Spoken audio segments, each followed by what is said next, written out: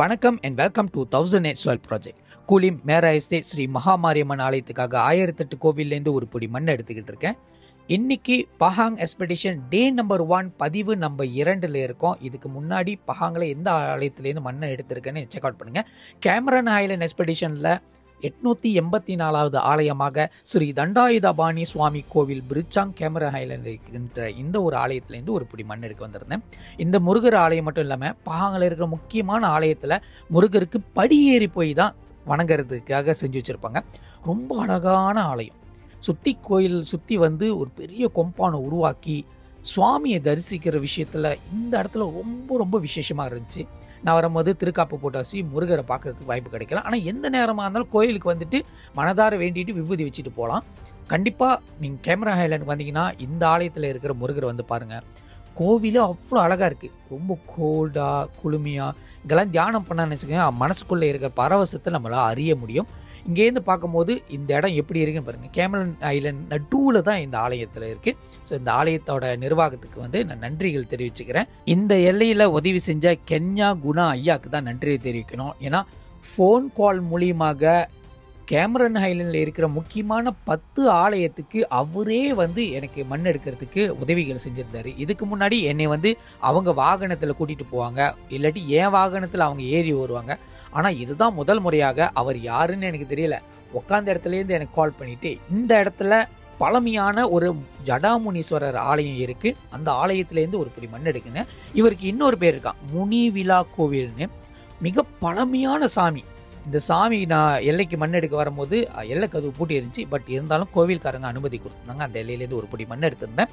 அடுத்து முருகர் ஆலயமும் அம்பாள் ஆலயம் பக்கம் இருக்கிற ஒரு அழகான கோவில்லேருந்து ஒரு பிடி மண் எடுக்க வந்திருந்தேன். இந்த கோவில் சுற்றி ஒரு பெரிய காம்பவுண்ட் அழகாக வச்சுருக்காங்க. கோவில் ரொம்ப அழகாக இருந்துச்சு. பார்க்க மனசுக்கு அவ்வளோ குளுமையாக இருந்துச்சு, மனசுக்கு அவ்வளோ நிம்மதியாக இருந்துச்சு, சாந்தமாக இருந்துச்சு. இது மட்டும் இல்லாமல் கூடுதலாக ஒரு தகவல், இந்த எல்லையில் அதிகமான முருகர் ஆலயம் இருக்குது. அதாவது பஹாங்கில் மட்டும் அவ்வளோ முருகர் ஆலயம் இருக்குது. பார்க்க ஒவ்வொரு முருகரும் அவ்வளோ அழகாக விசேஷமாக மிக பழமையாக, குறைஞ்சது ஒரு முருகருக்கு 80 வயசுக்கு மேற்பட்டவர் தான் இருப்பார். கோவில் வச்சு வழிபாடுறதும் அதோட பக்தி நெறியும் சொல்லி அந்த கோவிலோட கொம்பானை அழகுப்படுத்தி வைக்கிறதுல பஹாங்காரங்களை அடிச்சிக்கவே முடியாது சொல்லலாம். அவ்வளோ அழகாக இருந்துச்சு. இந்த ஆலயத்துலேருந்து ஒரு பிடி மண் எடுக்கிறது எனது பாக்கியமாக தானே கருத்துனேன். ஆலய நிர்வாகம் வந்து நம்மளுக்கு அனுமதி கொடுத்துருந்தாங்க இந்த இலையிலேருந்து ஒரு பிடி மண்ணத்துக்கு. அவங்க எப்போதும் கொடி மரம் நடுற இடத்துலேருந்து ஒரு பிடி மண் எடுத்திருந்தேன். இந்த இடத்துலேருந்து மண்ணை கொடுத்த கோயில் நிர்வாகத்துக்கு நன்றி தெரிவித்தேன். இந்த கோவில் ஒட்டி ஒரு அழகான மண்டபம் இருக்குது. இங்கே தான் வந்து எதாவதுனா விழாக்களும் சரி திருமணம் சரி இங்கே விசேஷமாக நடத்துவாங்களாம். இந்த மண்டபத்தை ஒட்டி தான் ஒரு அம்பாள் ஆலயம் இருக்குது. இந்த ஆலயத்தோட பெயர் அருள்மிகு ஸ்ரீ மகாமாரியம்மன் ஆலயம், தானாராத்தா கேமரன் ஹைலண்ட் பஹாங்கில் இருக்கின்ற இந்த ஒரு ஆலயத்திலேருந்து ஒரு பிடி மண் எடுக்க வந்திருந்தேன். 887வது ஆலயமாக இந்த ஆலயம் அழகாக மலை அடிவாரத்தில் சரித்து இந்த கோவில் அழகாக இழுத்துருக்காங்க. பார்க்கவே ரொம்ப அழகாக இருக்குது. அந்த மலையை இடத்த வந்து வேஸ்ட் பண்ணாமல் இருக்கிற தெய்வ படங்களை வந்து அழகாக அவங்களே வரைஞ்சி பெயிண்டிங் பண்ணி வச்சுருக்காங்க.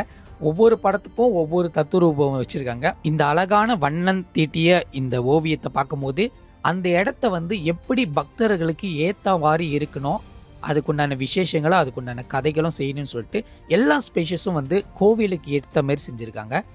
கோவில்காரங்க வந்து அனுமதியும் கொடுத்துருந்தாங்க. இந்த வேலையில் டெம்பிள் மேனேஜ்மெண்ட்டுக்கு நான் நன்றிகளை தெரிவிச்சுக்கிறேன். கண்டிப்பாக நீங்கள் கேமரா ஹைலாண்டுக்கு வந்தீங்கன்னா இந்த எல்லையில் இருக்கிற நான் காமிச்சு இந்த ஒவ்வொரு கோவிலும் போயிட்டு தரிசனம் காணுங்க. அம்பாளை பாருங்கள், முருகரை பாருங்கள், அவ்வளோ அழகாக இருக்குது. கோவிலும் அழகாக வச்சுருக்காங்க. நம்ம பொதுவாக வந்து வெக்கேஷன் மட்டும் வந்துட்டு போயிடுவோம். ஆனால் இந்தமாரி ஆலயங்கள் பார்க்குறது ரொம்ப ரொம்ப குறைவு. இந்த ஆலயத்தை தேடி வர்றதுக்காக கண்டிப்பாக வாங்க. அருள்மிகு ஸ்ரீ மகாமாரியம்மன் ஆலயம் தானாராத்தால் இருக்கின்ற இந்த ஒரு ஆலயத்திலேருந்து ஒரு பிடி மண் எடுக்குது எனது பாக்கியமாக நான் கருதுகிறேன். இந்த எல்லையிலேருந்து அடுத்து நம்ம போக போகிற ஒரு உச்ச எல்லை வந்து சொல்ல வார்த்தையே இல்லை.